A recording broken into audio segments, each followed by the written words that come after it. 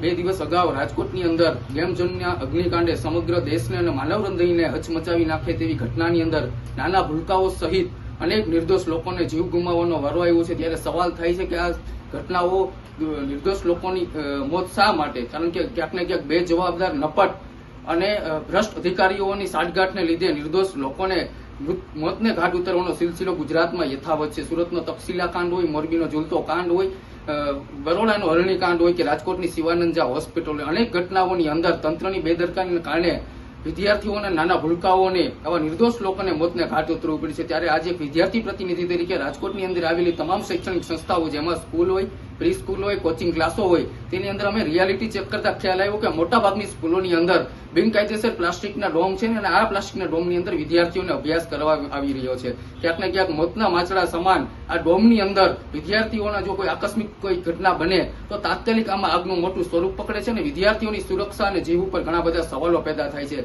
ત્યારે જિલ્લા શિક્ષણ અધિકારી અને જિલ્લા વહીવટી તંત્ર ઉપર સવાલ પેદા થાય છે કે તમે જયારે ઘોડા છૂટી જાય પછી તમે તબેલે તાળા બાંધવા જાવ, તેમ ગઈકાલે જ તમે પરિપત્ર કરીને તમામ માહિતી મંગાવી છે।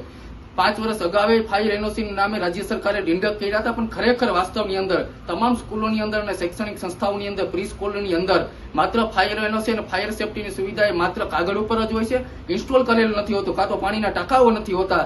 ત્યારે અમે જિલ્લા શિક્ષણ અધિકારીના તમામ માહિતી અને મીડિયા સમક્ષ આ માહિતી જાહેર કરી છે અને સ્કૂલોના નામે જાહેર કર્યા છે।